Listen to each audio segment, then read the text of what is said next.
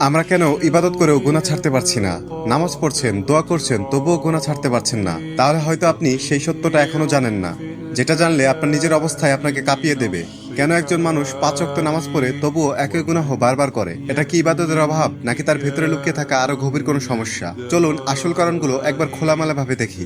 এক, ইবাদত হচ্ছে কিন্তু হৃদয় জাগছে না। আমরা অনেকেই নামাজ পড়ি কিন্তু তাড়াহুড়া করে, কোরআন পড়ি কিন্তু বুঝে পড়ি না। ফলে ইবাদত শরীর দিয়ে হয় কিন্তু হৃদয়ের প্রভাব পড়ে না।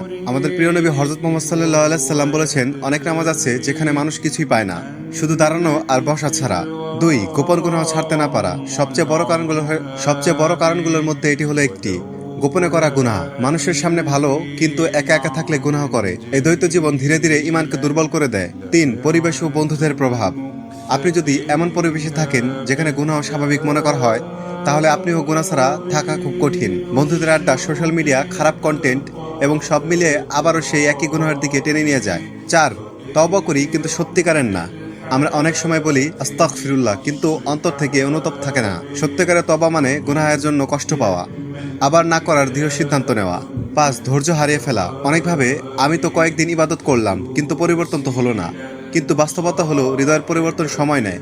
গুনাহ বছরের পর বছর করে এসেছি, তাই এটা ছাড়তেও সময় লাগবে। তাহলে সমাধান কি? ধীরে ধীরে নিজেকে পরিবর্তন করুন। ছোট ছোট গুনাহ থেকে শুরু করে ছাড়ার চেষ্টা করুন। ভালো মানুষদের সাথে চলুন, ইবাদত বুঝে করুন, গোপনে আল্লাহর কাছে কান্নাকাটি করুন, তওবা করুন। একটি গভীর সত্য, আপনি যদি গুনাহ ছাড়তে না পারার জন্য কষ্ট পান, তাহলে আপনি এখনো হারিয়ে যাননি, কারণ মৃত হৃদয় কখনো কষ্ট পায় না।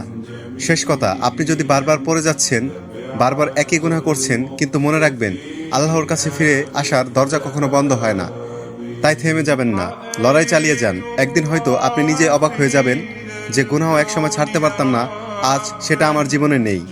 পোস্টটি সবাই শেয়ার করে সবাইকে দেখার সুযোগ করে দিবেন।